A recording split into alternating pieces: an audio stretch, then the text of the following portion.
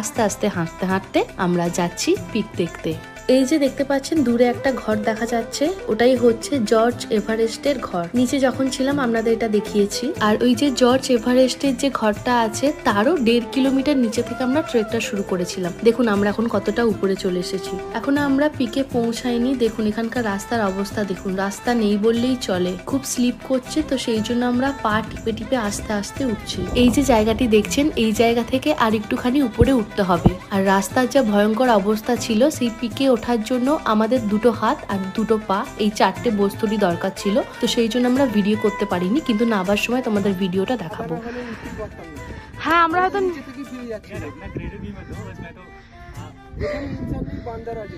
এই দেখুন নিচে আপনাদের যে জায়গাটা দেখাচ্ছিলাম, নিচে থেকে আপনাদের বলছিলাম আর একটু উপরে উঠতে হবে। তো ফাইনালি আমরা জর্জ এভারেস্ট পিকে একদম টপে দাঁড়িয়ে আছি। এবার আমরা একটু বসি, একটু রেস্ট নিই। রেস্ট